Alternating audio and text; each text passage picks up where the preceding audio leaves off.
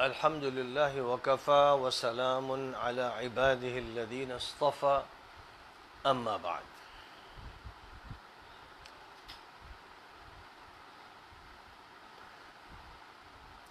تین دن سے تسلسل کے ساتھ ایک گفتگو چل رہی ہے، جس گفتگو میں نے اس بات کو سمجھانے کی کوشش کی ہے کہ حضور اکرم صلی اللہ علیہ وسلم نے صحابہ اور اصحاب کے لفظ کا استعمال دو مفہوم میں فرمایا ہے۔ ایک مفہوم وہ ہے جس کا اظہار آپ نے اس وقت فرمایا جب حضرت خالد ابن الولید حضرت عبد الرحمن ابن عوف سے بحث کرنے لگے اور ان کے ساتھ تو میں کی نوبت آ گئی، تو نبی صلی اللہ علیہ وسلم نے اس وقت حضرت خالد ابن الولید کو ڈانٹا اور یہ ان سے فرمایا لا تسبوا اصحابی، میرے ان رفقا اور ساتھیوں کو برا بھلا مت کہو۔ اور صرف اتنا نہیں فرمایا بلکہ مزید پھر یہ فرمایا کہ تم احد پہاڑ کے برابر سونا بھی خرچ کر دو تو ان کے پاؤ بھر آدھا سیر گیہوں کے یا جو کے برابر نہیں ہو سکتا۔ یہ بلند ترین مقام ہے جو آپ نے اپنے رفقا کو خاص الخاص معتمد اصحاب کو عطا فرمایا۔ اور ظاہر ہے کہ یہی وہ اصحاب تھے جن میں سے آپ نے کسی کو اپنا خلیل قرار دیا، صدیق قرار دیا، کسی کو فاروق قرار دیا، کوئی صفت غنا سے متعارف ہوا اور کوئی حیدر کرار کی حیثیت سے سامنے آیا، ان کو جنت کی مزید 6 حضرات کو بھی ایک ہی سیاق میں جنت کی بشارت دی گئی۔ ان میں سے متعدد حضرات کی خصوصیات بیان کی گئیں۔ حضرت معاذ بن جبل کے فقہ کے پہلو کو بیان کیا گیا، حضرت زید بن ثابت کے علم میراث کے پہلو کو بیان کیا گیا، حضرت ابی بن کعب کی قراءت قرآن میں فوقیت کے پہلو کو بیان کیا گیا، حضرت ابو عبیدہ ابن الجراح کی امانت اور دیانت کے پہلو کو بیان کیا گیا، ابو بکر صدیق رضی اللہ تعالیٰ عنہ کی رافت اور شفقت کا تذکرہ فرمایا گیا، حضرت عمر فاروق کی قوت و شدت کا تذکرہ کیا گیا، حضرت عثمان کی شرم اور حیا کا تذکرہ کیا گیا، حضرت علی کے فیصلوں کی صلاحیت اور ملکے کا تذکرہ کیا گیا۔ مختلف احادیث میں ان میں حدیث حسن بھی ہیں، صحیح بھی ہیں، بعض ایسی حدیث پر ضعف کا حکم لگا ہوا ہے، لیکن مجموعی طور پر حضور صلی اللہ علیہ وسلم نے اپنے جن صحابہ کے مقامات بیان فرمائے اور جن الفاظ میں بیان فرمائے اور جس سیاق میں بیان فرمائے، امت نے اس کو محفوظ رکھا اور کتب حدیث میں ان کو درج کیا گیا۔ لیکن اسی کے ساتھ ساتھ حضور صلی اللہ علیہ وسلم کے وہ بھی صحابہ تھے جنہوں نے نفاق اختیار کیا، جنہوں نے حضور کو ستایا، جنہوں نے حضور کی نافرمانیاں کیں، جنہوں نے حضور کے خلاف بغاوت کی۔ اب اس کی بہت ہی واضح مثال بار بار میں ذکر کر چکا ہوں تاکہ جو ہمارے طلباء ہیں، مدارس کے طلباء ہیں، حدیث کے طالب علم ہیں، علوم حدیث کے طالب علم ہیں، کم از کم وہ ان چیزوں سے واقف ہوں، پھر وہ دوسروں تک یہ معلومات پہنچائیں تاکہ جو غلط فہمیاں ہیں دینی اور اسلامی اصطلاحات کے سمجھنے میں اور جس کے نتیجے میں پھر فیصلہ کرنا مشکل ہوتا ہے اور تضاد نظر آنے لگتا ہے، وہ تضاد دور ہو۔ اور پھر قرآن پاک کے جو بیانات ہیں، قرآن نے مدینہ منورہ کے جن مسلمانوں کا تذکرہ کیا ہے، ظاہر ہے کہ یہودیوں کے علاوہ مدینہ منورہ میں جتنے بھی تھے سب مسلمان تھے، اور جتنے مسلمان تھے وہ سب صحابی تھے۔ اب یہ جو صحابی تھے جن میں ایک ایسی تعداد تھی جو حضور کی نافرمانی کرتی تھی اور سر فہرست اس میں عبداللہ ابن ابی کا نام آتا ہے۔ اب جو کتاب بھی صحابہ کے حالات پہ لکھی گئی ہے اس میں عبداللہ ابن ابی کو بطور صحابی ذکر کیا گیا ہے، اور ظاہر ہے کہ جب وہ رأس المنافقین کی حیثیت سے معروف ہے اور نبی پاک علیہ الصلاۃ والسلام کے ساتھ کیا کیا وارداتیں اس کی طرف سے ہوئی ہیں۔ ہر سیرت کا مطالعہ کرنے والے کو یہ بات معلوم ہے، نام ہی عبداللہ ابن ابی کا آتا ہے تو فوراً نفاق کا چہرہ سامنے آ جاتا ہے۔ تو اب یہ جن لوگوں کا سردار تھا جو حضور پاک علیہ الصلاۃ والسلام پر ایمان لائے ہوئے تھے، مسلمان ہی شمار ہوتے تھے، اور احد کے موقع پر میں نے بتایا، بار بار بتایا کہ احد کے موقع پر جب مسجد میں مشورہ ہو رہا تھا تو 1000 صحابہ تھے، سبھی اس کو لکھ رہے ہیں، اور ان 1000 صحابہ کو لے کر حضور صلی اللہ علیہ وسلم جب احد پہاڑ کے دامن کی طرف نکلے ہیں تو آدھے راستے پر ابھی آپ پہنچے تھے کہ عبداللہ ابن ابی نے بغاوت کا بگل بجا دیا اور یہ کہہ دیا کہ ہم لوگ نہیں جائیں گے، تو 300 افراد صحابہ میں سے 300 افراد بغاوت کر کے حضور کو چھوڑ کر مدینے واپس آ گئے اور تبصرے چھانٹتے رہے۔ یہی عبداللہ ابن ابی ہے جس نے حضرت عائشہ صدیقہ رضی اللہ تعالی عنہ پر تہمت لگانے کی پوری سازش رچائی اور مسلمانوں میں، مہاجرین اور انصار میں تفریق کی کوشش کی۔ تو اب امام بخاری رحمہ اللہ اور امام مسلم رحمہ اللہ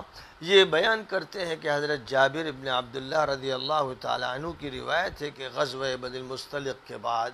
جب ایک انصاری اور مہاجری کے جھگڑے کے موقع پر عبداللہ ابن ابی نے حضور پاک علیہ الصلاۃ والسلام کی شان میں گستاخی کی تھی، تو حضرت عمر نے اس موقع پر حضور صلی اللہ علیہ وسلم سے یہ عرض کیا، دعنی اضرب عنق هذا المنافق، حضور اجازت دیجئے کہ اس منافق کی گردن کاٹ دوں۔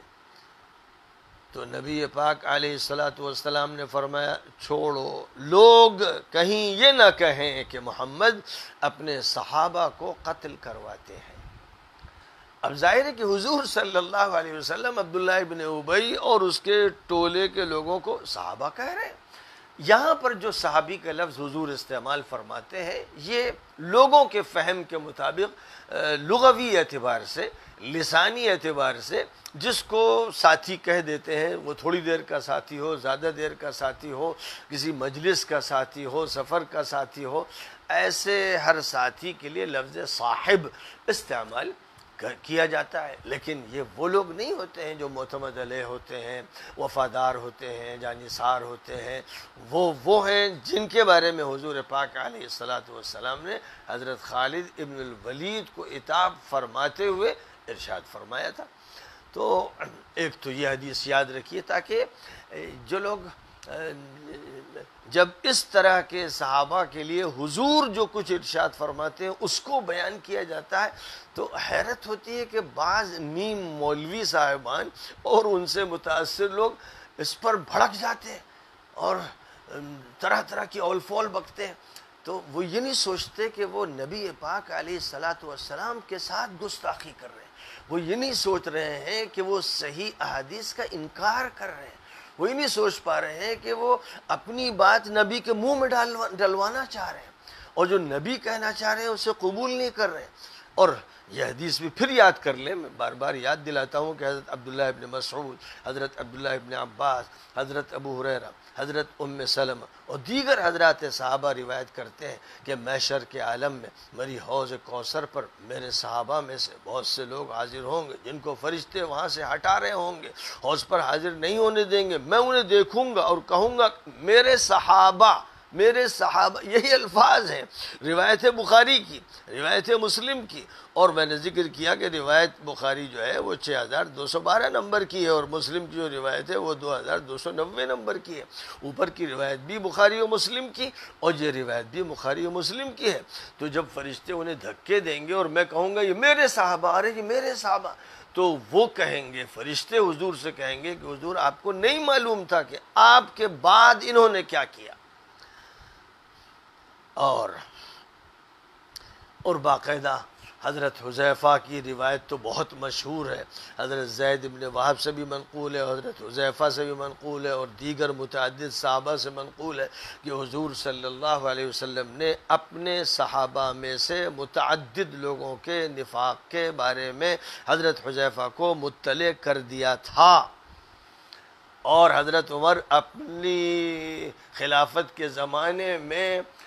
صحابہ میں سے کسی کا کوئی جنازہ آتا تو یہ دیکھتے کہ صف میں حضرت حذیفہ ہیں کہ نہیں. اگر وہ حضرت حذیفہ کو نہیں دیکھتے تو سمجھ لیتے کہ یہ شخص معتبر نہیں ہے، حضور کے صحابہ میں ہے. اگر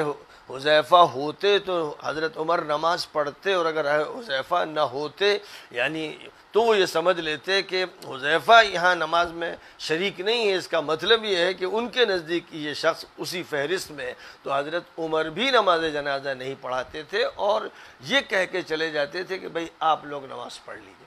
یعنی منع بھی نہیں کرتے تھے کیونکہ سب کے نزدیک صحابہ میں اس کا شمار ہوتا تھا. اور یہ احتیاط کا پہلو تھا جو حضرت عمر اختیار کرتے تھے، اور جس بنا پر کرتے تھے وہ یہ کہ جو صاحب سر ہیں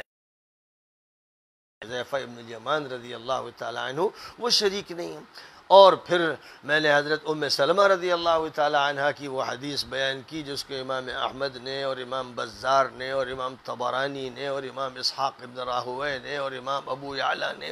سب نے اپنی کتاب میں بیان کیا ہے، اور اس کے نمبرات موجود ہیں، اور نیٹ پر میں نے یہ حدیثیں ڈال رکھی ہیں تاکہ کوئی شخص بھی اگر رجوع کرنا چاہے تو رجوع کر لے. کہ حضرت ام سلمہ رضی اللہ تعالی عنہ روایت کرتی ہے کہ حضور صلی اللہ علیہ وسلم نے فرمایا کہ میرے صحابہ میں وہ بھی ہوں گے جو مجھ سے جدا ہونے کے بعد یا اپنے مرنے کے بعد نہ مجھے دیکھیں گے نہ میں ان کو دیکھوں گا. بہرحال اس طرح کی بہت سی حدیثیں ہیں. تو یہ جو تضاد نظر آتا ہے کہ صحابہ میں ایسے بھی ہیں اور صحابہ وہ بھی ہیں جن کی قرآن تعریف کرتا ہے، حدیثیں تعریف کرتے ہیں. ان دونوں میں تطبیق کا کیا طریقہ کار ہے؟ تطبیق یہی ہے کہ حضور صلی اللہ علیہ وسلم اپنے خاص الخاص رفقا اور معتمد علیہ حضرات کا تذکرہ جن الفاظ میں فرماتے ہیں وہاں پر صحابہ کے اصطلاحی خاص معنی مراد ہوتے ہیں، لیکن جہاں آپ کے ساتھ جو شریک ہیں سفر و حضر میں، نماز میں بھی آپ کے پیچھے نماز پڑھنے میں شریک ہے، ان کا تذکرہ قرآن بھی فرماتا ہے کہ یہ نماز میں کسل مندی سے آتے ہیں، ان کے دل ذکر الہی سے خالی ہیں، یہ ڈاواں ڈول رہتے ہیں. نماز حضور کے پیچھے پڑھ رہے ہیں اور اللہ میاں یہ فرما رہے ہیں. اور کہیں وَمِنَ النَّاسِ مَنْ يَقُولُ آمَنَّا بِاللَّهِ وَبِالْيَوْمِ الْآخِرِ وَمَا هُمْ بِمُؤْمِنِينَ. اس سے ہیں جو کہتے ہیں کہ بھئی ہم مومن ہیں، ہم مسلمان ہیں، لیکن وہ حقیقت میں مومن نہیں ہیں. تو ان کے بارے میں اللہ تعالیٰ نے قرآن پاک میں حقائق کو بیان کیا تاکہ مسلمان واقف ہو جائیں. سب سے پہلے تو اسی دور کے مسلمان واقف ہو جائیں. خطاب جب ہو رہا ہے تو نبی کو اور نبی کے ان امتیوں کو جو نبی کے سامنے موجود ہیں، اور کہیں پر خطاب یہودیوں کو ہے، کہیں خطاب نصرانیوں کو ہے، کہیں خطاب مشرکوں کو ہے. مختلف قوموں کو اور مختلف مذہب کے ماننے والوں کو قرآن پاک کے خطابات ہیں، اور مسلمانوں کو جو خطابات فرمائے ہیں ان خطابات میں ان کی جو کیٹیگریز ہیں، ان کے جو الگ الگ طبقات ہیں اور الگ الگ کردار ہیں وہ سامنے آتے ہیں. تعجب اس پر ہوتا ہے کہ کیا ہو جاتا ہے کچھ لوگوں کو جو کہتے ہیں قرآن کو مانتے ہیں، حدیث کو مانتے ہیں، لیکن جب قرآن کے حوالے سے کوئی بات کی جاتی ہے تو وہ چڑچڑانے لگتے ہیں، بڑبڑانے لگتے ہیں، بدانے لگتے ہیں. اسی طرح حدیث حضور کی بیان کی جاتی ہے صحیح سند سے، بخاری اور مسلم کی حدیث، کتب ستہ کی حدیث اور دیگر کتب کی صحیح سندوں سے حدیث، تو وہ چڑھتے ہیں. تو تعجب یہ ہوتا ہے کہ ایسا کیوں ہوتا ہے. پھر جب غور کرتے تو بات سمجھ میں آتی ہے کہ یہ تو سب کیا تھا یہودیوں نے اور عیسائیوں نے، کہ تورات کو مانتے تھے اور تورات پر عمل نہیں کرتے تھے، بلکہ جس چیز کا چاہتے تھے انکار کر دیتے تھے، تحریف کر دیتے تھے، اضافہ کر دیتے تھے، کمی کر دیتے تھے، اور کہتے تھے ہم تورات کو مانتے ہیں. اور حضرت موسیٰ کو مانتے ہیں نبی، اور ان کے ساتھ ذاتیاں کرتے تھے، نافرمانیاں کرتے تھے، بات نہیں مانتے تھے، گستاخیاں کرتے تھے. قرآن میں اس حوالے موجود. ایسے ہی حضرت عیسیٰ جن کے لیے بھیجے گئے، جن بنی اسرائیل کے لیے، انہوں نے تو انجیل کو ضائع کر دیا، بلکہ انجیل کو جھوٹا کہا، عیسیٰ کو جھوٹا کہا، مریم کو گالیاں دی. یہ وہ لوگ کرتے رہے جو انہی کے امتی تھے اور ان کے دور میں ان کے سامنے مخاطب ہوتے تھے تو ان کے صحابہ تھے. انہوں نے ان کے ساتھ یہ ذاتیاں کی. تو بات یہ سمجھ میں آتی ہے کہ یہ قوموں کی گمراہی اور ان کے اناد اور ان کی جہالت کی عجیب شکلیں ہوتی ہیں. جن کو وہ نبی مانتے ہیں ان کی خلاف ورزیاں کرتے ہیں، جس کو اللہ کی کتاب مانتے ہیں اس کے خلاف چلتے ہیں، اور جس کو اللہ مانتے ہیں اس کی بات نہیں مانتے. یہ گزشتہ قوموں میں ہوا، اور آخری نبی حضرت محمد صلی اللہ علیہ وسلم نے اپنی امت سے یہ فرما دیا تھا کہ تم بھی وہی کرو گے جو یہودیوں نے کیا، جو عیسائیوں نے کیا۔ فرمایا تھا لَتَتَّبِعُنَّ سَنَنَ مَنْ كَانَ قَبْلَكُمْ شِبْرًا بِشِبْرٍ وَذِرَاعًا بِذِرَاعٍ حَتَّى لَوْ دَخَلُوا جُحْرَ ضَبٍّ لَدَخَلْتُمُوهُ، کہ یہ جو قومیں گزر گئی ہیں تم بھی ان کے راستے پر چل کے رہو گے، اور اس حد تک اندھے ہو جاؤ گے، بہرے ہو جاؤ گے کہ اگر وہ گوہ کے بل میں داخل ہوں گے تم بھی داخل ہو جاؤ گے۔ تو وہی سب ہوتا رہا، اور سمجھنا اور آسان اس سے ہو جاتا ہے کہ مولانا عبدالحی صاحب حسنی رحمۃ اللہ علیہ نے لکھا، مولانا مناظر احسن گیلانی نے لکھا، مولانا سید سلیمان ندوی نے لکھا، مولانا ابوالحسن علی ندوی نے لکھا، اور بہت سے مورخین و مفکرین نے لکھا کہ ہندوستان کے حالات اتنے بگڑ چکے تھے کہ کبھی کوئی بحث ہوتی اور احناف کے سامنے، ان علماء کے سامنے کوئی حدیث پیش کی جاتی تو وہ دھڑلے سے کہتے ہمیں حدیث نہیں چاہیے، امام صاحب کا قول بتاؤ،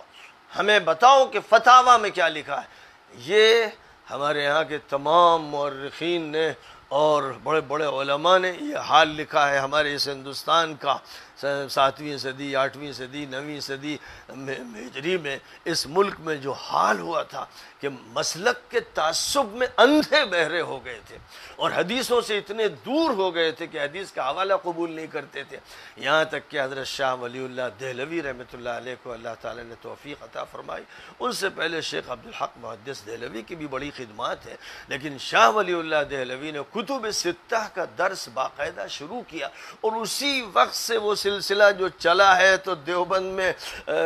کتب ستہ کا دورہ جاری کیا گیا، اور دیگر مدارس نے بھی اہتمام کیا کہ حدیث کی کتابیں پڑھائی جائیں۔ تو یہ تبدیلی 12ویں صدی ہجری سے آئی ہے، لیکن آج بھی ایسے متعصب موجود ہیں کہ اگر کوئی حدیث پیش کیجئے تو چڑھتے ہیں کہ صاحب یہ ہمارے مسلک کے خلاف ہے، پھر اپنے مسلک کی حدیثیں لاتے ہیں، توڑتے ہیں اور ٹکراتے ہیں۔ یہ موقف گمراہی کا موقف ہے، اور چاہیے لوگوں کو کہ اس کو سمجھیں، خاص طور پر جو طلباء علوم دینیہ کے طلباء ہیں وہ دین کی اصطلاحات کو اچھی طرح سمجھیں۔ اب میں قرآن پاک کی آیتوں کو پیش کر رہا ہوں جن میں اللہ تعالیٰ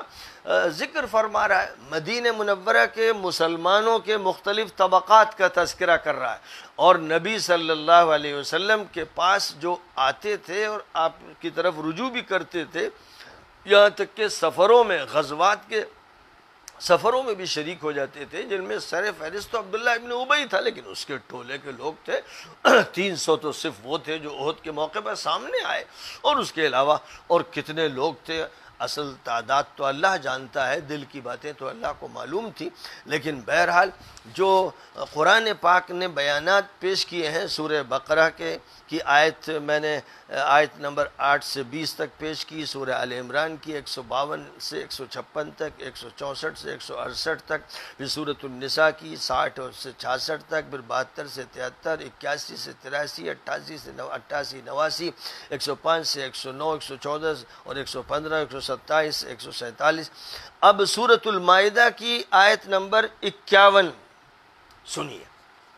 میں ترجمہ پیش کر رہا ہوں تاکہ زیادہ تاخیر نہ ہو جائے، اور آیت نمبر بتا رہا ہوں، سورہ بتا رہا ہوں، جو شخص چاہے قرآن پاک دیکھ لے اور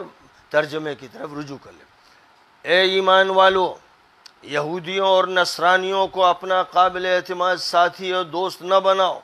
وہ آپس میں ایک دوسرے سے اصل تعلق رکھتے ہیں، تم میں سے جو ان سے اپنے دین و عقیدے کے خلاف تعلق رکھے گا وہ انہی میں شمار کیا جائے گا۔ اللہ ایسے غلط کاروں کو ہدایت نہیں دیتا۔ آپ دیکھیں گے کہ جن کے دل روگی ہیں، جو منافق ہیں اور برائے نام ایمان رکھتے ہیں، وہ انہی کی خاطر ساری دوڑ دھوپ کرتے ہیں اور کہتے ہیں کہ ہمیں یہ ڈر ہے کہ کہیں ہم زد میں نہ آ جائیں، تو قریب ہے کہ اللہ مسلمانوں کو فتح عطا فرمائے یا اپنی طرف سے کوئی بھی فیصلہ فرمائے، تو اس وقت یہ لوگ اپنی رازدارانہ اور سازشی باتوں پر کف افسوس ملتے رہ جائیں گے۔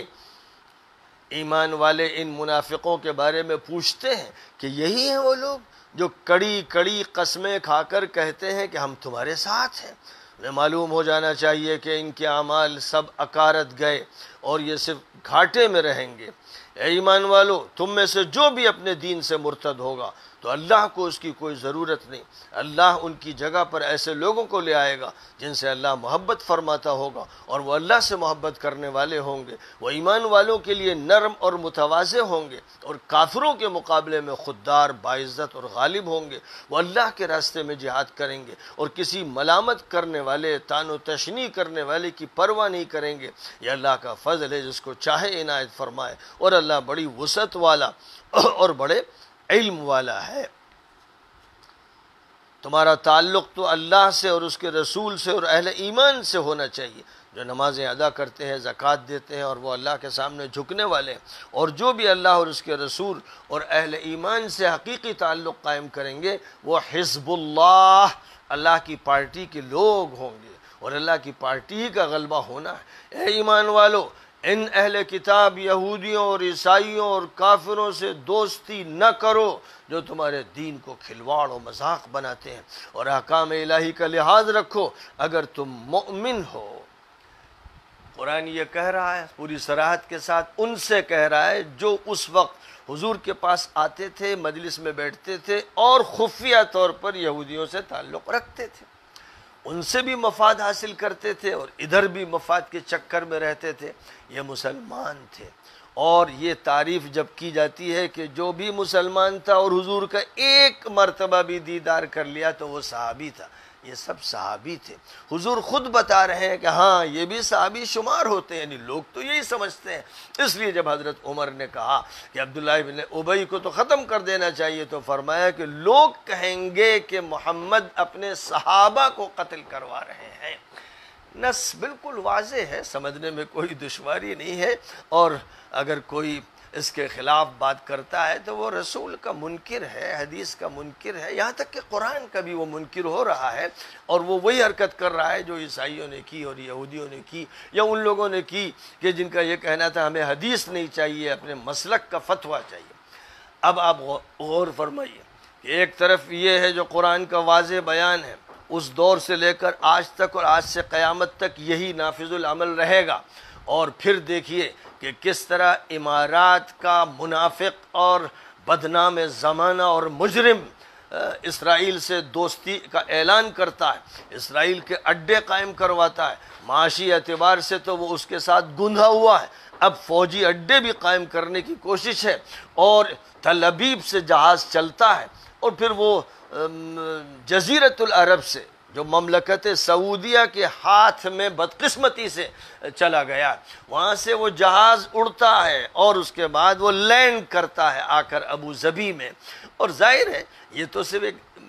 مظاہرہ ہے، دکھاوا ہے، لیکن اس کے اندر کی جو بھیانک سازشیں ہیں ان سازشوں کو اگر دیکھنا ہو تو چلے جائیے ابو ظبی کے محل میں جا کے دیکھ لیجئے، دیگر امارات کے محلات میں جا کر دیکھ لیجئے، اور ان ہوٹلوں میں دیکھ لیجئے جہاں پر انہوں نے انتظامات عیاشی اور بدماشی اور قہبہ گری کے اور شراب کے کر رکھے ہیں، وہاں دیکھ لیجئے. پھر جو سازشوں کے مراکز ہیں وہاں پر جا کے معلومات کر لیجئے، اور پھر دیکھ لیجئے کہ جزیرت العرب کو کس طرح عیاشی اور بدماشی کا مرکز بنایا جا رہا ہے، اور ظلم کا وہ سلسلہ ہے کہ جس سے نہ عورتیں بچیں، نہ جوان بچے، نہ بوڑھے بچے، اور بڑے بڑے علماء سے جیل پٹے پڑے ہوئے ہیں. یہ سب ہو رہا ہے. اور اس کے بعد پھر وہ لوگ جو علماء کہلاتے ہیں، مولوی کہلاتے ہیں، دیندار کہلاتے ہیں، شیخ کہلاتے ہیں، صوفی کہلاتے ہیں، وہ انہی مجرموں کے ساتھ کھڑے ہوئے ہیں. ان کی تعریف تو کر دیتے ہیں لیکن تنقید نہیں کرتے اور یہ حقائق نہیں بیان کرتے جو قرآن بیان کر رہا ہے اور نبی بیان کر رہے ہیں. قرآن نبی سے کہہ رہا ہے، مخاطب کر رہا ہے اس دور میں نبی اور نبی کے ساتھیوں کو کہ اگر تم نے ان کے ساتھ تعلق قائم کیا تو تمہارے عمل اکارت چلے جائیں گے اور تم انہی میں شمار ہوگے. تم مسلمان ہو، تم مسجد میں نماز پڑھنے آ رہے ہو، لیکن اگر ان کے ساتھ تم خفیہ روابط بناؤ گے اور اپنے تعلقات ان سے رکھو گے تو تم یہودی شمار ہوگے، تم عیسائی شمار ہوگے. یہ قرآن کا قطعی اور واضح اور دو ٹوک بیان ہے. اب ایسی صورتحال میں جو ادھر ان سے رابطہ کریں اور ادھر مشرکوں سے، وہ بھی مشرکوں سے رابطے کر رہے ہیں، ان کے اڈے بنا رہے ہیں، اور یہ بھی ادھر ایسے مولوی نما قسم کے تماں ان سے رابطہ کریں اور اس کے بعد پھر ان کی تنخواہیں لیں اور جھوٹ بول کر اور فراڈ کر کے مدرسہ سرکار میں ریکارڈ کرا دیں، ریزرو کرا دیں، رجسٹرڈ کرا دیں، اور اس کے بعد پھر جھوٹ بول کر، غلط تعداد دکھا کر، غلط بیانیوں کے ساتھ اور آفیسران کو رشوت دے کر، وندے ماترم پڑھ کر وہ پیسہ کھائیں جو حرام پیسہ ہے، وہ یہ سب کرتے رہیں اور وہ ماشاءاللہ معزز بھی رہیں گے اور محترم بھی رہیں گے، تو آنکھوں میں دھول جھونکنے کی کوئی انتہا ہے کہ اللہ تو نبی کو مخاطب کرتا ہے، نبی تک سے کہہ دیتا ہے لَإِنْ أَشْرَكْتَ لَيَحْبَطَنَّ عَمَلُكَ، اے نبی اگر آپ نے بھی شرک کیا تو آپ کے عمل بھی اکارت چلے جائیں گے۔ اور ظاہر ہے کہ صحابہ کی کیا حیثیت، قرآن پاک حضرت موسیٰ کے جو صحابہ تھے بنی اسرائیل، ان کو کیا کیا کہتا ہے، پوری سورہ بقرہ ان کی کالی جو ہے فائل ہے اس سے بھری ہوئی ہے، اور پھر سورہ مائدہ میں بھی اور سورہ آل عمران میں بھی، اور کہاں کہاں بیانات ہیں، اور حضرت عیسیٰ کے جو صحابہ تھے ان کی جو تصویر پیش کی گئی وہ تو اتنے بدماش مجرم تھے کہ حضرت عیسیٰ کو سولی پر چڑھانے کی پوری تیاری کر لی انہوں نے۔ اب نبی پاک علیہ السلام کو ستانے والے، حضرت عائشہ پر الزام لگانے والے اور نبی تک کو گالی بکنے والے اور احد کی طرف جاتے ہوئے 300 افراد کو لے کر پلٹنے والے عبداللہ ابن ابی اور اس کے ساتھی تھے، اور نبی کہہ رہے ہیں کہ یہ ہے ہمارے ساتھی، لیکن یہ ایسے ہیں، اور قرآن بھی ان کا تعارف کرا رہا ہے۔ اس پر اگر کوئی چڑھنے لگتا ہے تو اس کا مطلب وہ قرآن سے چڑھتا ہے، اللہ سے چڑھ رہا ہے، نبی سے چڑھ رہا ہے۔ اس کی فکر کرنی چاہیے کہ وہ کیا چاہتا ہے، کیا بدل دے حدیث کو، قرآن کو، کیا وہ نبی کے منہ میں بات ڈالنا چاہتا ہے اور نبی کی بات کے لیے وہ تیار نہیں؟ کیا اتنا بھی بگڑ سکتے ہیں لوگ؟ بڑی حیرت کی بات۔ بہرحال سورہ مائدہ کی آئیے آیت نمبر 78 کھولیے تاکہ زیادہ دیر نہ لگے اور جلدی آگے بڑھتے جائیے، کیونکہ میں چاہتا ہوں کہ ذرا قرآن پاک کے الفاظ میں اچھی طرح سے واقف ہو جائیے۔ دیکھیے ذکر بنی اسرائیل کا جہاں چل رہا ہے اور وہ اسباب بیان کیے جا رہے ہیں جن اسباب کی بنیاد پر وہ ملعون قرار دیے گئے، اور حضرت داؤد اور حضرت عیسیٰ کا حوالہ دے کر ان اسباب کی بنیاد پر ان کے ملعون ہونے کا تذکرہ ہے۔ فرمایا بنی اسرائیل کے کافروں منکروں کو داؤد اور عیسیٰ کی زبانی ملعون قرار دیا گیا، چونکہ انہوں نے نافرمانیاں کیں اور زیادتیاں کیں اور حد سے آگے بڑھے اور منکرات اور برائیوں کی جن کے وہ مرتکب رہے، آپس میں روک ٹوک نہ کی، وہ بدترین کرتوت کرتے رہے۔ ان میں سے اکثر کو آپ دیکھیں گے کہ وہ کافروں سے تعلق رکھتے ہیں، ان کے بگڑے ہوئے نفس جو کارنامے آگے بھیج رہے ہیں وہ بڑے بدترین ہیں، جن کے نتیجے میں اللہ ان سے ناراض ہے اور یہ عذاب میں ہمیشہ پڑے رہیں گے۔ اگر یہ اللہ اور نبی پر ایمان رکھتے اور جو نبی پر اتارا گیا ہے اسے مانتے تو یہ کافروں سے تعلق قائم نہ کرتے، ان کو اپنا قریبی دوست نہ بناتے، لیکن ان میں اکثر معصیت پیشہ اور نافرمان ہیں۔ اس سے صاف بات ظاہر ہو گئی کہ جو بھی نبی کی نافرمانی کریں گے، جو بھی ذاتی کریں گے، جو بھی برائیوں پر روک ٹوک نہیں کریں گے، اور جو بھی اس طرح کے منکروں سے کافروں سے دوستیاں رچائیں گے، ان پر اللہ کی لعنت ہے۔ یہ اوصاف ہے، وہ جس پر بھی منطبق ہو رہے ہو، جس نے زیادتی کی ہو، جس نے زیادتی کی، چاہے وہ ذاتی خلیفہ راشد پر کی، حضرت عثمان پر کی، یا حضرت عمر پر کی، یا حضرت علی پر کی، یا حضرت حسن پر کی، یا حضرت حسین پر کی، اور جو بھی اہل حق تھے ان پر جس نے زیادتی کی وہ ملعون ہے۔ قرآن اس کا فیصلہ کر رہا ہے۔ اب کسی کو یہ بات نہیں پسند ہے تو اسے اللہ میاں سے بات کرنی چاہیے کہ بھائی جو ان کا دل نہیں چاہتا وہ آپ کیوں کہہ دیتے ہیں۔ آئیے صاحب سورۃ الانفال کھولیے، کیونکہ سورۃ المائدہ کے بعد جو سورۃ الانعام ہے مکی سورہ ہے، سورۃ الاعراف مکی سورہ ہے۔ مکی صورتوں میں کہیں ذکر نہیں ہے منافقین کا۔ منافقوں کا طبقہ مدینے میں ہوا، اور مدینے میں جو طبقہ تھا مسلمانوں کا تھا، اور جو مسلمان تھے یعنی ظاہری اعتبار سے ہی اسلام قبول ہوتا تھا، جس کا ذکر بہت صراحت سے آئے گا آگے۔ وہ صحابہ تھے جن کے بارے میں قرآن کہہ رہا ہے قالت الاعراب آمن، کہتے ہیں، نبی کے پاس آتے ہیں اور کہتے قل لم تؤمنوا، آپ کہہ دیجئے کہ تم مومن نہیں ہو، ولکن قولوا اسلمنا، کہو کہ ہم مسلم ہیں، یعنی ڈگیں ڈال رکھی ہیں ہم نے، ولما يدخل الایمان فی قلوبکم، تمہارے دلوں میں ایمان داخل نہیں۔ یہ بیان صحابہ کا ہو رہا ہے بالکل وضاحت کے ساتھ، صراحت کے ساتھ، اور سورۃ الحجرات کی آیتیں آگے آئیں گی، لیکن میں نے کہا کہ یہ غلط فہمی ذہن سے نکال دینا چاہیے۔ سورۃ الانفال کی آیت کھولیے جناب والا 20، سورۃ الانفال کی آیت نمبر 20۔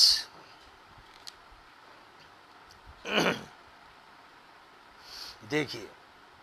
اے ایمان والو، اللہ اور اس کے رسول کی اطاعت کرو اور سننے کے باوجود اعراض مت کرو، اور ان لوگوں کی طرح مت بنو جو کہتے ہیں کہ ہم نے سن لیا حالانکہ وہ صحیح معنی میں سنتے نہیں۔ یقیناً سب سے بدترین جانور اللہ کے نزدیک یہ بہرے اور گونگے انسان ہیں جو عقل سے کام نہیں لیتے۔ اگر اللہ ان میں بھلائی دیکھتا تو انہیں سننے کا موقع دیتا، لیکن ان کا حال یہ ہے کہ اگر وہ انہیں بات سنانا چاہے تو وہ اعراض کرتے ہوئے رخ موڑ کر چلے جاتے ہیں۔ یہ وہی ہے عبداللہ ابن ابی اور اس کے ٹولے کے لوگ جو حضور کی مجلس میں بیٹھتے تھے اور کترا بھی جاتے تھے، حضور کا بیان سننا نہیں چاہتے تھے اور بے دلی سے کبھی سنتے تھے۔ ان جیسے لوگوں کو خطاب ہے، اے ایمان والو، اللہ و رسول جب تمہیں اس چیز کی دعوت دیں جس میں تمہارے لیے زندگی کے سامان ہے، جو تمہیں حیات نو بخشے، تو اس پر لبیک کہو، اور جان لو کہ اللہ انسان اور اس کے دل کے درمیان حائل ہو جاتا ہے، یعنی توفیق سلب کر لیتا ہے، اور تم کو اس کے حضور ہی حاضر کیا جائے گا۔ اور اس فتنے سے بچو جو تم میں سے صرف غلط کام کرنے والوں پر ہی اثر انداز نہیں ہوتا بلکہ پورا معاشرہ اس کی لپیٹ میں آ جاتا ہے، اور جان لو کہ اللہ تعالیٰ سخت سزا دیتا ہے۔ یہ سورۃ الانفال کی آیتیں ہیں۔ اب اس کے بعد آیت نمبر 27 اور 28 دیکھیے، فرمایا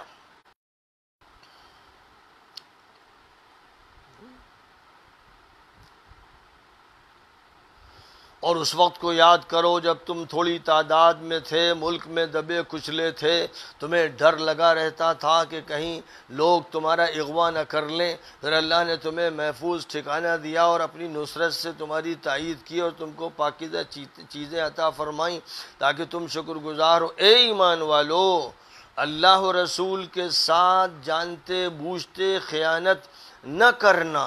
اور نہ اپنی امانتوں میں خیانت کرنا، اور جان لو کہ تمہارے مال اور تمہاری اولاد بھی ایک آزمائش ہیں اور اللہ کے پاس عظیم اجر ہے۔ پھر آیت نمبر 49 دیکھیے، آیت نمبر 49، اس وقت کو بھی یاد کرو جب منافق اور وہ لوگ جن کے دلوں میں روگ لگا ہے کہہ رہے تھے،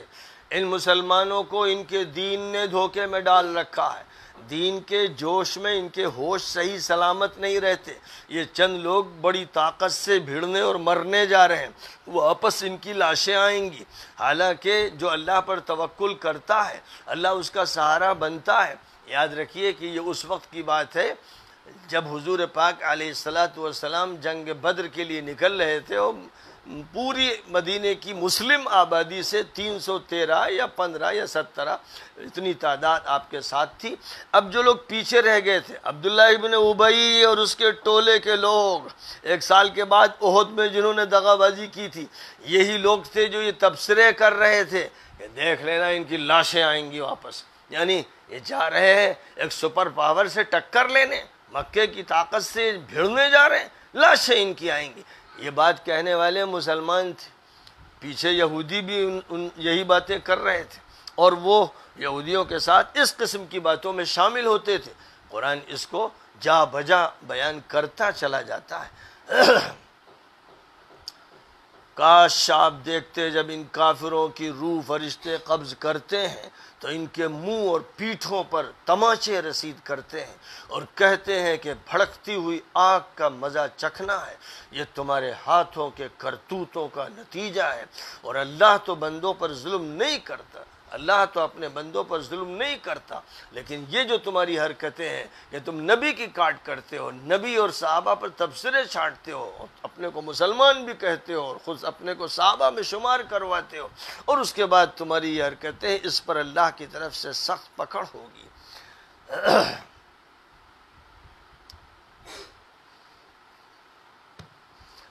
فرمایا ضابطہ یہ ہے کہ اللہ کسی قوم پر انعام فرما کر ان کے اچھے حالات کو اس وقت تک نہیں بدلتا جب تک وہ اپنی حالت خود نہیں بدلتے. ظلم و بدکاری کر کے نعمتوں کے سلب کیے جانے کا ذریعہ خود بنتے ہیں، اور اللہ سب کچھ سنتا ہے، سب کچھ جانتا ہے. اللہ کے نزدیک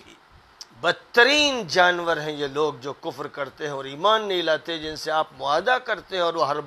بار توڑتے ہیں اور انہیں کسی بری بات سے پرہیز نہیں. یہ ان کافروں کا بیان ہے جن سے حضور کوئی معاملہ کرتے، یا وہ یہودی جن سے معاملہ ہوتا اور وہ اس معاملے کو توڑتے، اور ساتھ ہی ساتھ یہ منافق، یہ گھسپیٹیے، یہ آستین کے سانپ جو حضور کے پاس حاضر ہوتے اور ساتھ ساتھ پیچھے اس قسم کی سازشیں کرتے رہتے. ان بد عہدوں اور مجرموں کو جنگ میں پائیں تو ان کو ایسا سبق سکھائیں کہ ان کے پیچھے جو طاقتیں کار فرما ہیں انہیں بھی توڑ کر رکھ دیں. بہرحال یہ ان کا بیان ہے جو کافر ہیں اور حربی ہیں، اور ضمناً ان کا بیان ہے کہ جو مسلم ہیں، حضور کی نگرانی میں ہیں اور حربی نہیں ہیں، یعنی حضور نے ان کو امن دے رکھا ہے اور وہ مدینہ منورہ میں رہ رہے ہیں. آگے چلیے صفحہ آیت نمبر 61. آیت نمبر 61 میں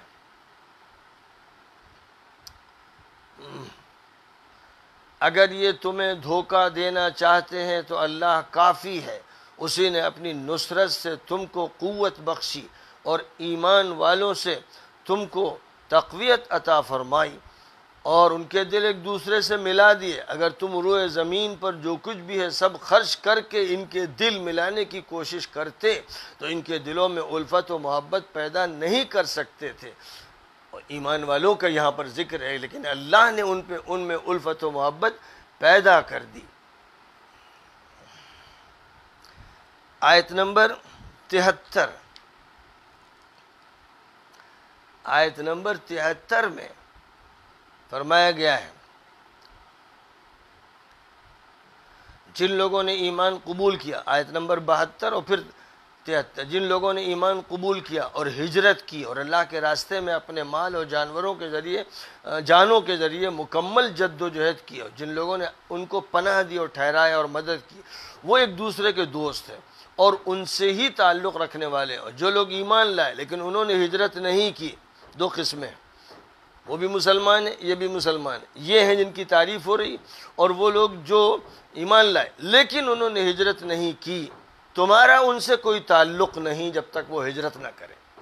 لہذا وہ افراد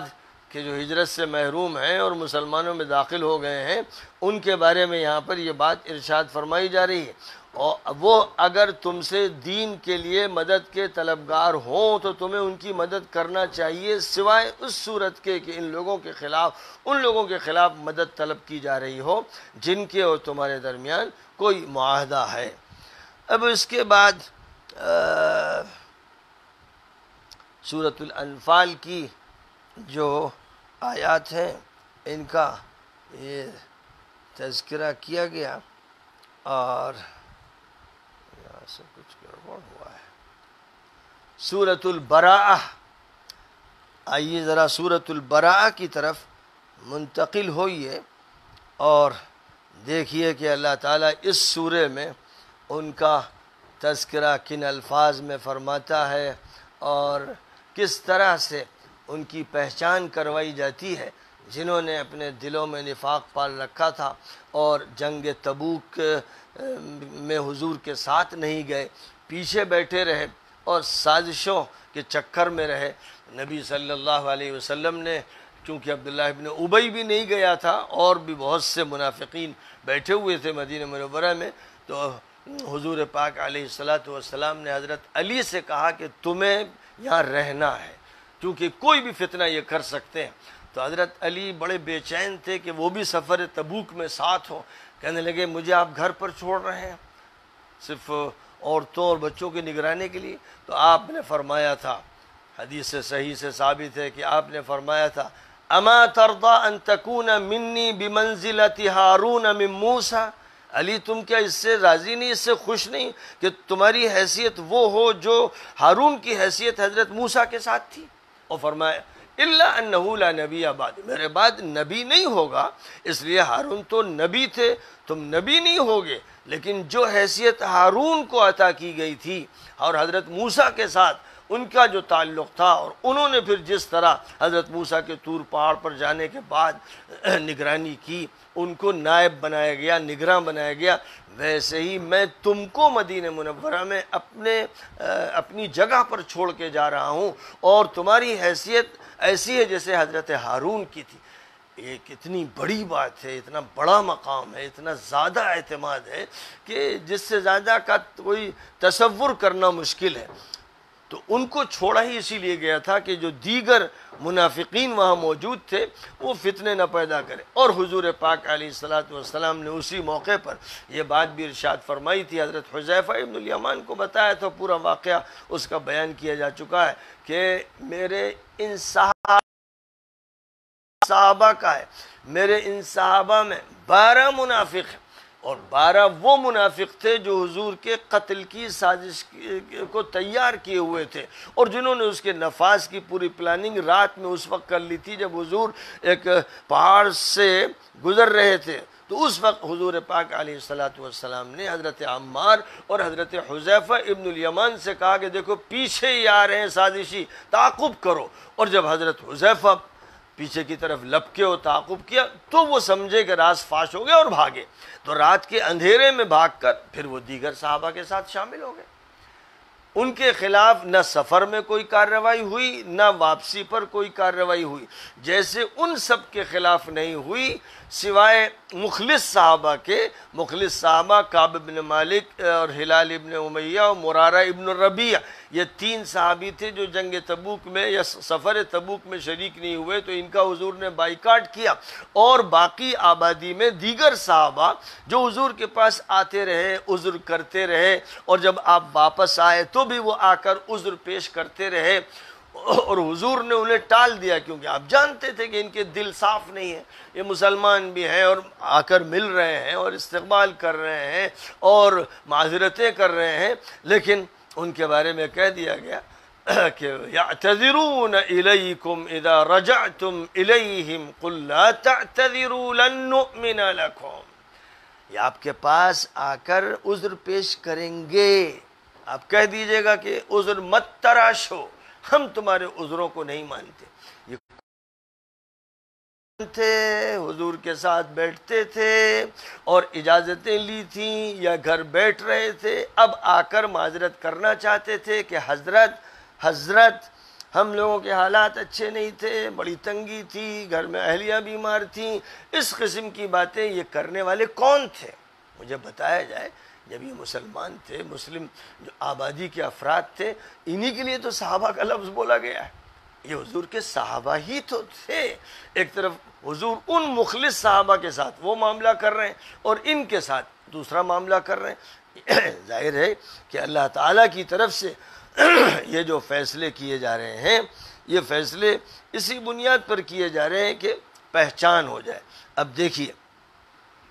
سورۃ البراء میں فرمایا جا رہا ہے اگر جلدی اور آسانی سے نفع ملنے کی امید ہوتی اور سفر بھی درمیانہ ہوتا تو یہ منافق بھی پیچھے لگ لیتے، لیکن راستہ ان پر دور پڑ رہا ہے اور بھاری پڑ رہا ہے، اور یہ قسمیں کھا کھا کر کہیں گے کہ اگر ہماری استطاعت ہوتی تو ہم بھی آپ کے ساتھ چلتے۔ یہ اپنی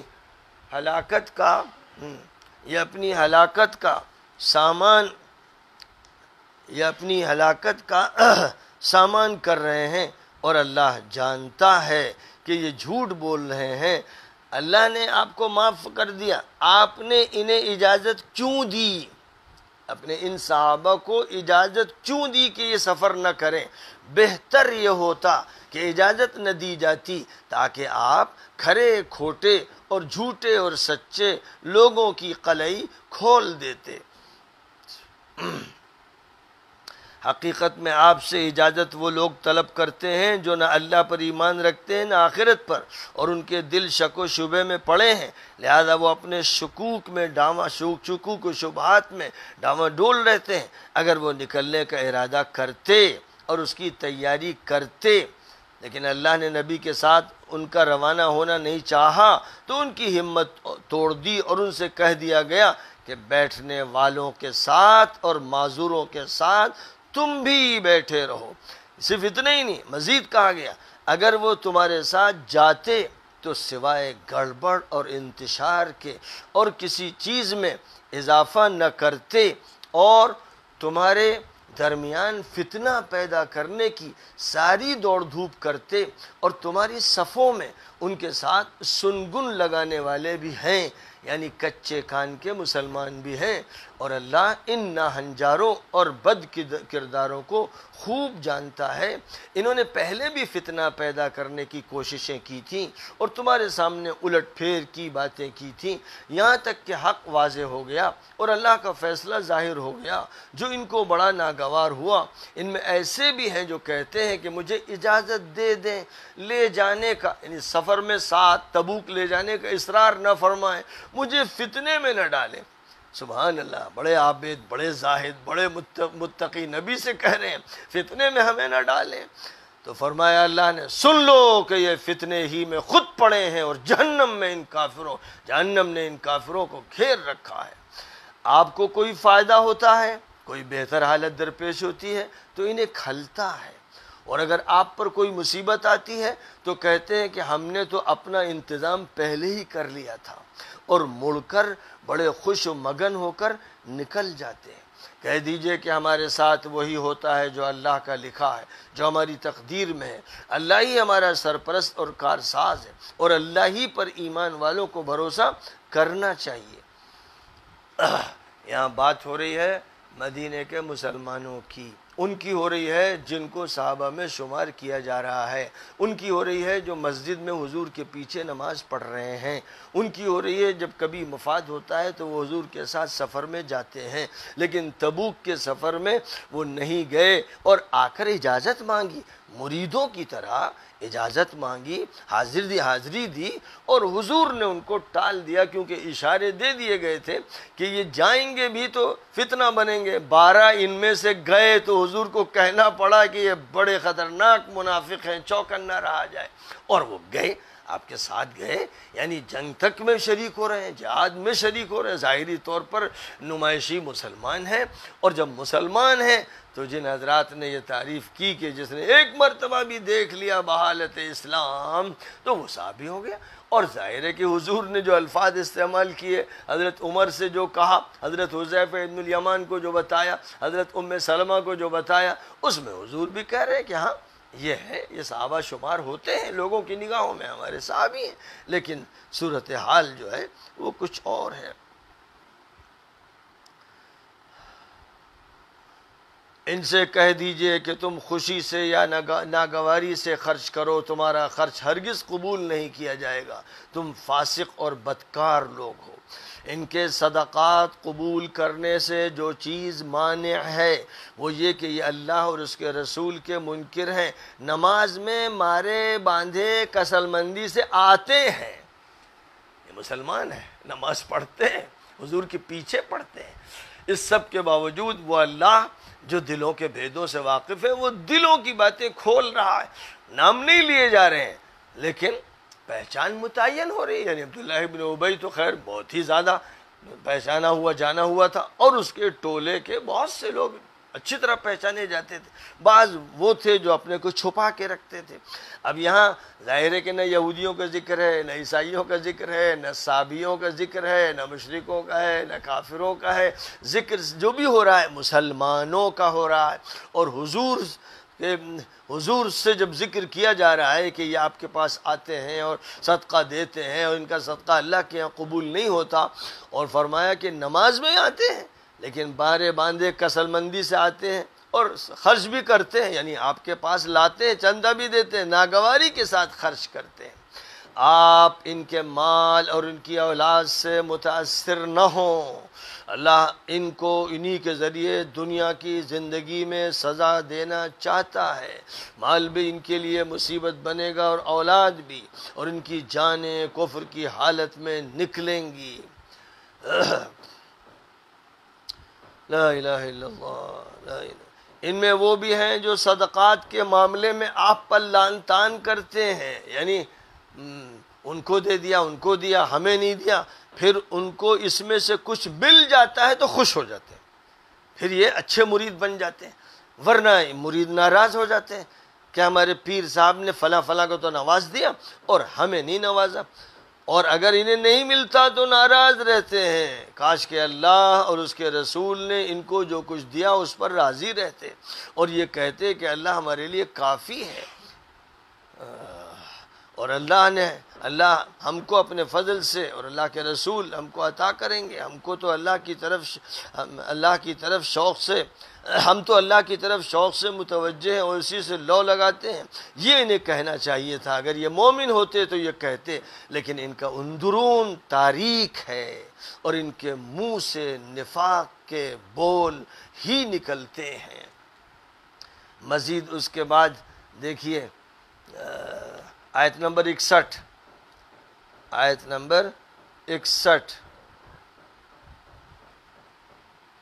فرمایا جا رہا ہے، ان میں وہ بھی ہیں جو نبی کو اذیت دیتے ہیں اور ان کے بارے میں تکلیف دہ بات کہتے ہیں کہ وہ کچھ کچے کان کے ہیں، ان سے کہہ دو کہ وہ تو اچھے کان کے ہیں، اچھی بات سنتے ہیں، ہر بری بات سے دور رہتے ہیں، وہ اللہ پر ایمان رکھتے ہیں اور اللہ والوں کی بات مانتے ہیں، منافقوں کی نہیں سنتے، اور وہ تم میں سے ایمان والوں کے لیے بہت مہربان اور شفیق ہیں۔ کیا ان کو معلوم نہیں کہ جو بھی اللہ اور اس کے رسول سے ٹکراتا ہے وہ دوزخ کی آگ میں جاتا ہے، وہیں ہمیشہ رہنا اس کا مقدر ہوتا ہے؟ یہ سب سے بڑی رسوائی کی بات ہے۔ اور ان منافقوں کو ڈر لگا رہتا ہے کہ کہیں مسلمانوں پر کوئی ایسی سورہ نازل نہ ہو جائے جو ان کے دلوں کے بھانڈے پھوڑ دے اور مسلمانوں کو ان کے دلوں کے رازوں سے باخبر کر دے۔ کہہ دیجئے کہ مذاق اڑاتے رہو، اللہ ان سب چیزوں کو باہر نکال کر رکھ دے گا جن سے تمہیں ڈر لگا ہوا ہے، اور اگر آپ ان سے ان کی بےہودگیوں کے بارے میں باز پرس کریں گے تو یقیناً کہہ دیں گے کہ ہم تو ہنسی کھیل کر رہے تھے، یعنی یہ اپنا تعلق برقرار رکھنا چاہتے ہیں، مسلمانوں پر بھی اثر ڈالتے ہیں اور نبی کے سامنے بھی اپنے اخلاص کی دعائی دیتے ہیں، تو کہتے ہیں ہم تو ہنسی کھیل کر رہے تھے۔ ان سے پوچھئے تم اللہ اور اس کی آیتوں اور اس کے رسول کا مذاق اڑا رہے تھے؟ کوئی عذر مت پیش کرو، تم ایمان کے بعد کافر ہو چکے ہو، ہم تمہارے ایک گروہ سے اگر درگزر کر رہے ہیں تو دوسرے مجرموں کو سزا بھی دیں گے۔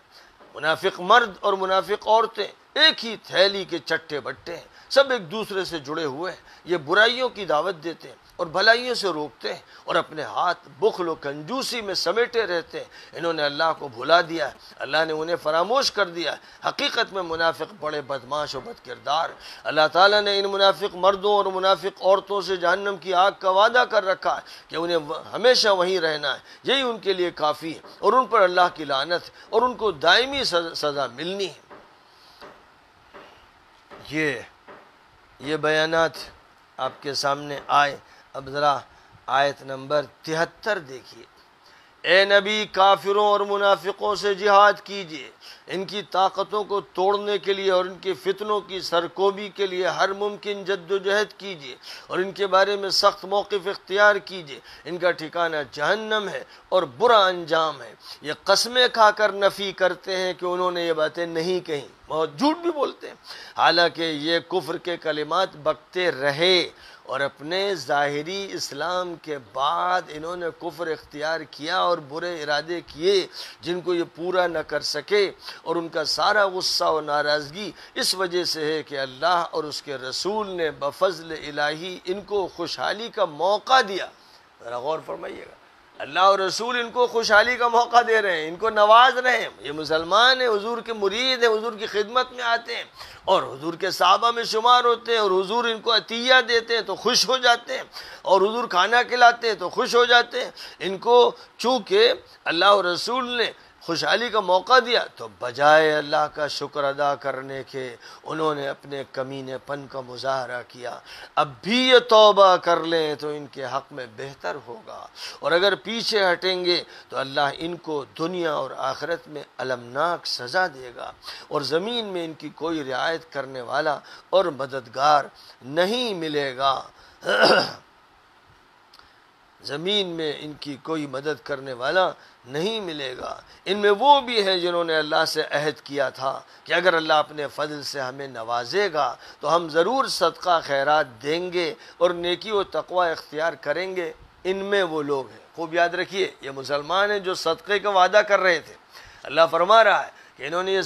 صدقے کے وعدے کیے، پھر جب اللہ نے ان کو اپنے فضل سے نوازا تو بخل کرنے لگے اور رخ پھیر لیا اور حق سے اعراض کی پالیسی اختیار کیے ہوئے ہیں۔ تو اللہ نے اس کے بعد ان کے دلوں میں تا قیامت جب یہ اللہ کے حضور پیش ہوں گے نفاق ڈال دیا ہے۔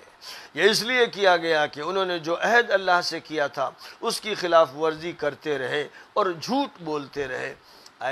یہ آیتیں 76-77 نمبر کی، کیا انہیں معلوم نہیں کہ اللہ ان کے رازوں اور سرگوشیوں سے واقف ہے اور اللہ تمام پوشیدہ باتوں کو جانتا ہے؟ یہ مومنوں کو صدقات اور خیرات کے معاملے میں طعنے دیتے ہیں، یہ لیجئے صاحب چند کھجور لے آئے، چند درہم لے آئے، کیا مدد کر دی اسلام کی؟ اس طرح کے تبصرے یہ چھاٹتے ہیں۔ تو جو لوگ صدقہ دے رہے ہیں ان پر یہ طعن و تشنیع کرتے ہیں اور ان کی عیب چینی کرتے ہیں۔ جو بیچارے اپنی محنت مشقت سے جو کماتے ہیں اس میں سے صدقہ دیتے ہیں، یہ ان کا مذاق اڑاتے ہیں۔ اللہ ان بدبختوں کا مذاق اڑاتا ہے اور ان کو دردناک سزا دی جائے گی۔ ان کے حق میں آپ دعائے مغفرت کریں یا نہ کریں، ان کے حق میں دعائے مغفرت ظاہر ہے کہ نہ کافروں کے حق میں حضور نے کبھی کی اور نہ مشرکوں کے حق میں، نہ یہودیوں کے حق میں، نہ عیسائیوں کے حق میں۔ یہ مسلمان، یہ جو حضور کے ساتھ ہیں، ان کے بارے میں اللہ کہتا ہے ان کے حق میں آپ دعائے مغفرت کریں یا نہ کریں، اگر ان کے حق میں 70 مرتبہ بھی آپ مغفرت کی دعا کریں گے تو اللہ ان کو معاف نہیں کرے گا، چونکہ انہوں نے اللہ اور اس کے رسول کا انکار کیا، اور اللہ ایسے مجرموں کو ہدایت نہیں دیتا ہے۔ یہ پیچھے بیٹھے رہنے والے نبی کی مخالفت کرتے ہوئے گھر بیٹھے رہنے پر خوش ہیں اور اللہ کے راستے میں اپنے مال اور اپنی جانوں کے ذریعے کوششیں اور جد و جہد کو ناپسند کرتے ہیں، اور دوسروں سے بھی کہتے ہیں کہ گرمی میں نہ جاؤ، یعنی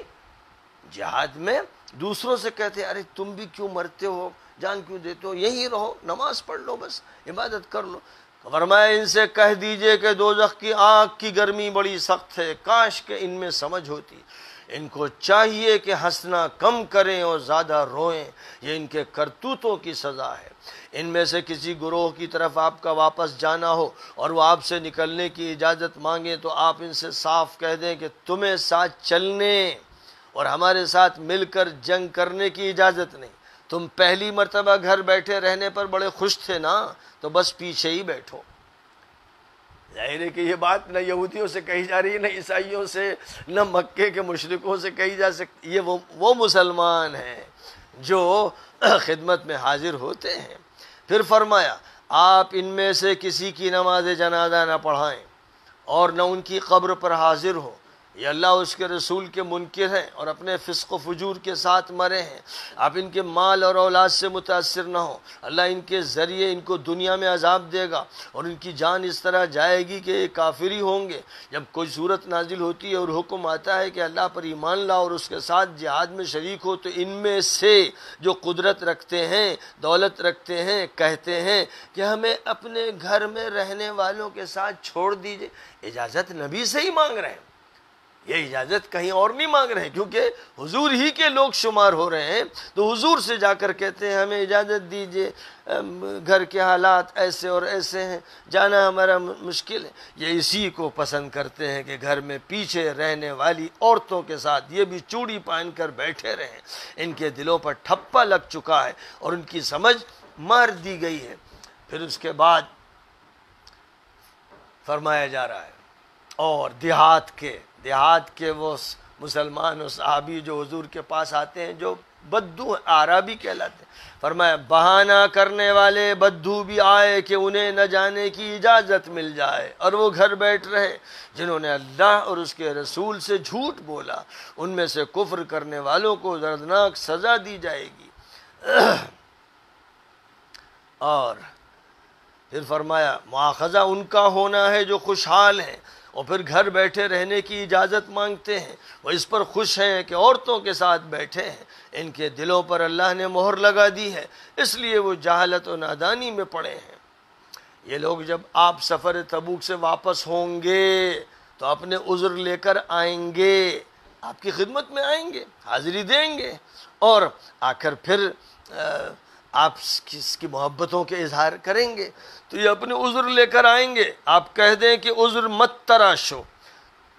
ہم تمہاری بات نہیں مانتے، اللہ نے تمہارے حالات سے ہمیں مطلع کر دیا ہے اور اللہ اور اس کا رسول تمہارا عمل دیکھ لیں گے، پھر تمہیں عالم الغیب والشہادہ کھلی اور چھپی تمام باتوں کو جاننے والے کے پاس لے جایا جائے گا، وہ تمہیں تمہارے سب کرتوت بتا دے گا۔ جب تم لوگ واپس ہوگے تو یہ منافق قسمیں کھانے آئیں گے تاکہ تم لوگ ان کے معاملے کو ٹال دو، ان کو منہ نہ لگانا، یہ گندے اور ناپاک ہیں اور ان کا ٹھکانہ جہنم ہے، ان کی بدعملیوں کا یہ نتیجہ ہے۔ یہ تم لوگوں کے سامنے اس لیے قسمیں کھاتے ہیں کہ تم لوگ ان سے مطمئن و راضی ہو جاؤ، اگر تم لوگ ان سے راضی ہوتے ہو تو سن لو کہ اللہ ان مجرموں سے راضی نہیں ہے۔ یہ بدو دور دراز دیہاتوں کے اجڑ اور صحرا کے خانہ بدوش جاہل کفر و نفاق میں زیادہ سخت ہیں اور اس کے زیادہ لائق ہیں کہ انہیں ان حدود اور ضابطوں کا پتہ نہ ہو جن کو اللہ نے اپنے رسول پر نازل فرمایا ہے، اور اللہ خوب اچھی طرح جانتا ہے اور حکمت والا ہے۔ اچھا صاحب، اسی طرح مزید آگے چل کر آیت نمبر 101 میں فرمایا گیا تمہارے ارد گرد بدوؤں میں اور مدینے کے باشندوں میں بھی منافق افراد ہیں جو نفاق پر سرکشی سے تلے ہوئے ہو، تم انہیں نہیں جانتے ہو۔ مسلمانوں سے کہا جا رہا ہے تم نہیں جانتے، ہم جانتے ہیں، ہم انہیں دنیا ہی میں دوہری سزا دیں گے، پھر انہیں سنگین عذاب کی طرف لے جایا جائے گا۔ دوسری طرف وہ ہیں جن کا تذکرہ اللہ نے دوسرے انداز سے فرمایا، یہ صحابہ کے الگ الگ گروہ ہیں، فرمایا دوسرے وہ لوگ ہیں جنہوں نے اعمال صالحہ کے ساتھ کچھ برائیاں بھی ملا رکھی ہیں، امید ہے کہ اللہ ان کی توبہ قبول فرمائے۔ ایسے لوگوں کے بارے میں فرمایا ان سے زکوٰۃ اور صدقہ وصول کیجیے اور اس سے ان کی تطہیر اور تزکیہ کیجیے اور ان کے حق میں دعا کیجیے۔ اور پھر اس کے بعد وہ صحابہ جو حضور کے پاس آئے تھے کہ ہم لوگوں نے ایک مسجد بنائی ہے، ہم چاہتے ہیں کہ حضرت 2 رکعت پڑھ دیں، آپ نے فرمایا ٹھیک، کیونکہ آپ کے صحابی تھے، آپ نے فرمایا ٹھیک ہے، سفر سے واپس آؤں تو آؤں گا، پھر مسجد میں حاضر ہو جاؤں گا۔ اب اللہ تعالیٰ کیا فرما رہا ہے، واپسی حضور کی ہو رہی ہے اور اللہ کی طرف سے اب بات کھولی جا رہی ہے، فرما رہا ہے اور جن لوگوں نے ایک مسجد بنائی ہے جس کا مقصد مسلمانوں کو نقصان پہنچانا اور کفر کرنا اور ایمان والوں میں فرقہ بندی اور گروہ بندی کرانا اور پہلے سے جانے بوجھے دشمنان خدا اور رسول کے لیے گھات لگانے کا اڈا بنانا ہے، وہ بڑی تاکید سے قسمیں کھائیں گے کہ ہم تو صرف خیر کے طالب ہیں، اور اللہ گواہ ہے کہ وہ جھوٹے ہیں۔ آپ اس مسجد میں نماز نہ پڑھیں، آپ اس مسجد میں نماز نہ پڑھیں، وہ مسجد جو تقوی کی بنیاد پر پہلے ہی دن سے قائم کی گئی ہے وہی اس کی مستحق ہے کہ اس میں نماز پڑھیں، یعنی ادھر قباء کی اور یہ مسجد نبوی، اس میں ایسے اللہ والے مرد ہیں جو پاکی اور پاکیزگی پسند کرتے ہیں۔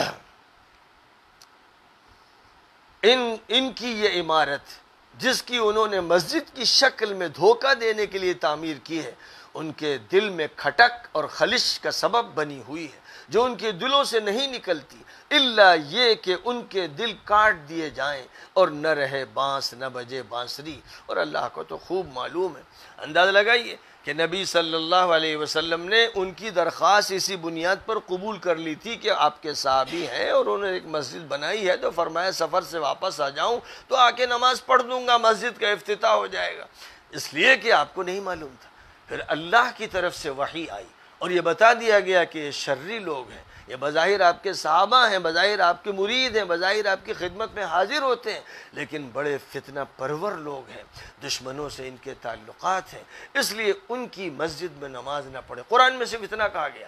نبی صلی اللہ علیہ وسلم نے دوسری وحی خفی کی بنیاد پر ان کی مسجد توڑوا دی اور جلوا دی۔ قرآن میں ان کی مسجد کے جلانے کا حکم نہیں، توڑنے کا حکم نہیں، صرف صورتحال بیان کی گئی اور نبی پاک علیہ السلام نے وہ مسجد شہید کروائی اور اس کے بعد آگ لگوا دی۔ یہ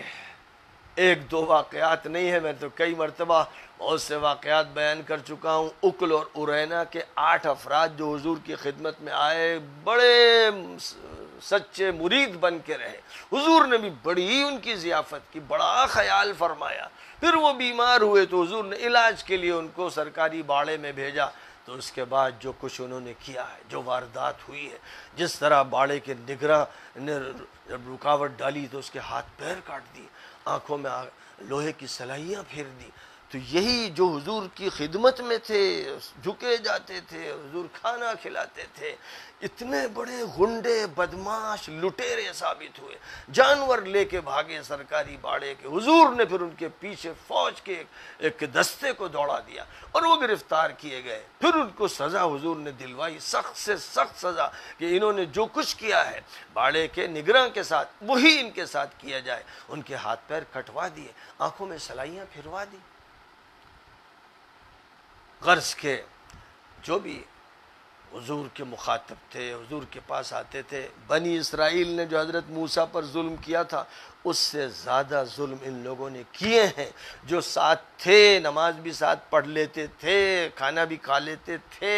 عنایتوں سے نوازے جاتے تھے، مال غنیمت میں بھی کچھ مل جاتا تھا، لیکن ساتھ ہی ساتھ جو کچھ کرتے تھے سیرت میں وہ سب محفوظ ہے، اور قرآن کی آیتوں میں ان الفاظ میں اس کے بیانات فرمائے گئے ہیں تاکہ حقائق اچھی طرح سے واضح ہو جائیں